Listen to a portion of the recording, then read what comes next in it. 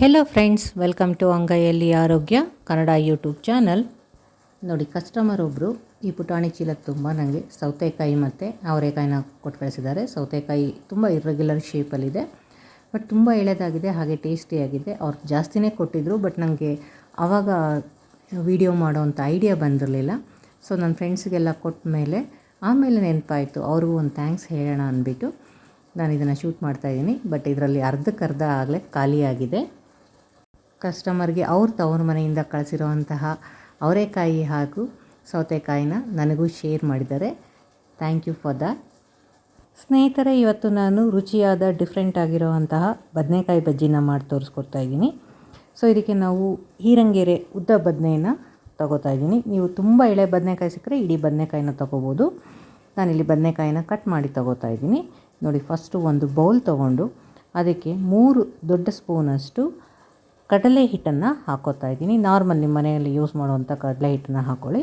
ಹಾಗೆ ಅದಕ್ಕೆ ಅದರಷ್ಟೇ ಪ್ರಮಾಣದಲ್ಲಿ, ಅಂದರೆ ಮತ್ತೆ 3 ಸ್ಪೂನಷ್ಟು ದೀಕ್ಷಾ ಎಂಟರ್ಪ್ರೈಸಸ್ ಅವರ ರೆಡಿಮಿಕ್ಸ್ ಚಕ್ಲಿ ಹಿಟ್ಟನ್ನು ಆ್ಯಡ್ ಮಾಡ್ತಾಯಿದ್ದೀನಿ. ಈ ಚಕ್ಲಿ ರೆಡಿಮಿಕ್ಸ್ ಒಂಥರ ಆಪತ್ ಬಾಂಧವ ಇದ್ದ ಹಾಗೆ. ದಿಢೀರಂಥ ಚಕ್ಲಿ ಮಾಡ್ಬೋದು, ನಿಪ್ಪಟ್ಟು ಮಾಡ್ಬೋದು. ಹಾಗೆ ನಾವು ಮಾಡುವಂಥ ಬಜ್ಜಿ ಬೋಂಡಕ್ಕೆ ಈ ಮಿಕ್ಸ್ಚರ್ನ ನಾವು ಆ್ಯಡ್ ಮಾಡೋದ್ರಿಂದ ಟೇಸ್ಟ್ ಎನ್ಹಾನ್ಸ್ ಆಗುತ್ತೆ, ಹಾಗೆ ಕ್ರಿಸ್ಪಿನೆಸ್ ಕೂಡ ಚೆನ್ನಾಗಿ ಬರುತ್ತೆ. ಈಗ ನಾನು ಈಕ್ವಲ್ ಪ್ರಪೋರ್ಷನಲ್ಲಿ ಕಡಲೆ ಹಿಟ್ಟು ಮತ್ತು ಚಕ್ಲಿ ರೆಡಿಮಿಕ್ಸ್ ತೊಗೊಂಡಿದ್ದೀನಿ. ಅದಕ್ಕೆ ನಾನು 1 ಟೇಬಲ್ ಸ್ಪೂನಷ್ಟು ಅಚ್ಚ ಖಾರದ ಪುಡಿಯನ್ನು ಹಾಕ್ತಾಯಿದ್ದೀನಿ. ಖಾರ ಬೇಕಿದ್ದರೆ ನೀವು ಸ್ವಲ್ಪ ಜಾಸ್ತಿ ಹಾಕೋಬೋದು. ಹಾಗೆ 1 ಟೇಬಲ್ ಸ್ಪೂನಷ್ಟು ಸಾಲ್ಟನ್ನು ಆ್ಯಡ್ ಮಾಡ್ತಾಯಿದ್ದೀನಿ. ಸಾಲ್ಟು ಮತ್ತು ಪೆಪ್ಪರ್ನ ನಿಮ್ಮ ರುಚಿಗೆ ನೋಡಿಕೊಂಡು ನೀವು ಹೆಚ್ಚು ಕಡಿಮೆ ಮಾಡ್ಕೋಬೋದು. ಈಗ ಇದಕ್ಕೆ ನಾನು 1 ಟೇಬಲ್ ಸ್ಪೂನಷ್ಟು ಅಜ್ವಾನನ ತೊಗೊಂಡು ಚೆನ್ನಾಗಿ ರಬ್ ಮಾಡಿ ಹಾಕ್ತಾಯಿದ್ದೀನಿ. ಈ ಥರ ರಬ್ ಮಾಡಿ ಹಾಕೋದ್ರಿಂದ ಅದು ಫ್ಲೇವರ್ ಚೆನ್ನಾಗಿ ಬರುತ್ತೆ.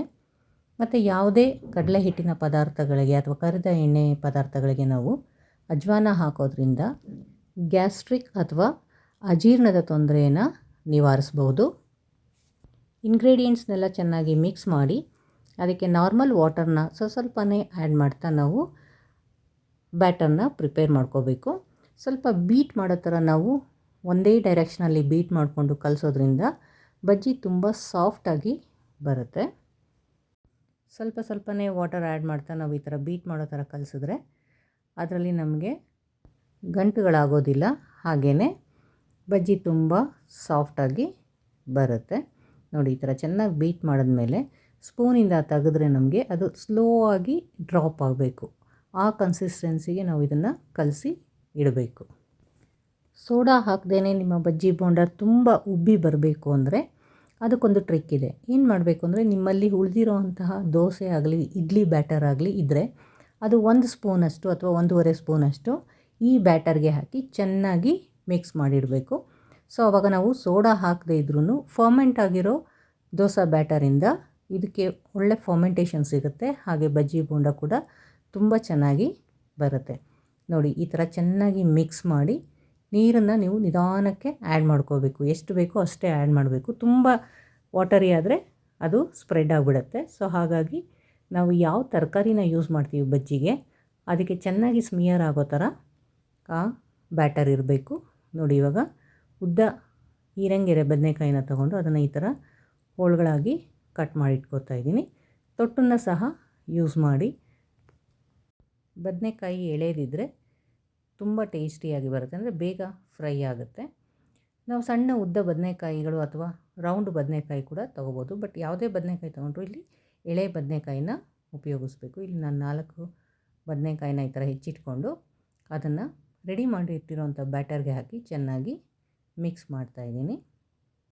ಎಣ್ಣೆನ ಕಾಯಕ್ಕೆ ಇಟ್ಬಿಟ್ಟು ಎಣ್ಣೆ ಕಾದ್ಮೇಲೆ ನಾವು ಹೆಚ್ಚಿಟ್ಟಿರೋಂಥ ಬದನೆಕಾಯಿನ ಚೆನ್ನಾಗಿ ಮ್ಯಾರಿನೇಟ್ ಮಾಡಿಬಿಟ್ಟು ಎಣ್ಣೆಯಲ್ಲಿ ಫ್ರೈ ಮಾಡೋಕ್ಕೆ ಹಾಕಬೇಕು. ನೋಡಿ, ಆ ಫ್ಲೋರು ಅಥವಾ ಬ್ಯಾಟರ್ ಕನ್ಸಿಸ್ಟೆನ್ಸಿ ಚೆನ್ನಾಗಿದ್ದರೆ ಹಿಟ್ಟು ನಮಗೆ ಎಣ್ಣೆಯಲ್ಲಿ ಸ್ಪ್ರೆಡ್ ಆಗೋದಿಲ್ಲ, ನೀಟಾಗಿ ನಾವು ಹಾಕಿರೋಂಥ ವೆಜಿಟೇಬಲ್ಗೆ ಬೈಂಡಾಗಿ ಫ್ರೈ ಆಗುತ್ತೆ. ನಾವು ಎಳೆ ಬದನೆಕಾಯಿಗಳನ್ನ ಆರಿಸ್ಕೊಂಡ್ರೆ ಆ ಬದನೆಕಾಯಿಗಳು ಬೇಗ ಎಣ್ಣೆಯಲ್ಲಿ ಫ್ರೈ ಆಗುತ್ತೆ. ನೋಡಿ, ಈ ಥರ ಎಲ್ಲೆಲ್ಲಿ ನಮಗೆ ಸ್ಪೇಸ್ ಸಿಗುತ್ತೋ ಅಲ್ಲೆಲ್ಲ ನಾವು ಈ ಥರ ಬಜ್ಜಿಗಳನ್ನ ಹಾಕಬೇಕು. ಒಂದು 2 ಮಿನಿಟ್ಸ್ ಒಳಗೆ ಈ ಬಜ್ಜಿ ಬೇಯುತ್ತೆ. ಅದನ್ನು ಫ್ಲಿಪ್ ಮಾಡಿಬಿಟ್ಟು ಇನ್ನೊಂದ್ಸಲಿ ಬೇಯಿಸಿ ಎಣ್ಣೆಯಿಂದ ಡ್ರೈನ್ ಔಟ್ ಮಾಡಿದ್ರೆ ನಮಗೆ ಬಿಸಿಯಾದ ರುಚಿಯಾದ ಬದನೆಕಾಯಿ ಬಜ್ಜಿ ರೆಡಿ ಆಗುತ್ತೆ. ಈ ಬಜ್ಜಿಗಳನ್ನು ಹಾಗೇ ನಾವು ಟೀ ಜೊತೆ ಕನ್ಸ್ಯೂಮ್ ಮಾಡ್ಬೋದು. ಇಲ್ಲ ಅಂದರೆ ಆ ಬಜ್ಜಿಗಳನ್ನ ಮಧ್ಯದಲ್ಲಿ ಸ್ಲಿಟ್ ಮಾಡಿ ಅದಕ್ಕೆ ನಾವು ಸ್ವಲ್ಪ ಉಪ್ಪು ಮತ್ತು ಖಾರನ ಹಾಕಿಬಿಟ್ಟು ಅದ್ರ ಜೊತೆ ಹಸಿ ಈರುಳ್ಳಿ, ಹಸಿ ಮೆಣಸಿನ್ಕಾಯಿ, ಹಸಿ ಕೊತ್ತಂಬರಿನ ಹಾಕಿ ಪುದೀನ ಚಟ್ನಿ ಜೊತೆ ಸರ್ವ್ ಮಾಡಿದ್ರೆ ತುಂಬ ಚೆನ್ನಾಗಿರುತ್ತೆ. ಸೊ ಈ ರೆಸಿಪಿ ನಿಮಗೆ ಇಷ್ಟ ಆದರೆ ಲೈಕ್ ಮಾಡಿ. Thank you for watching.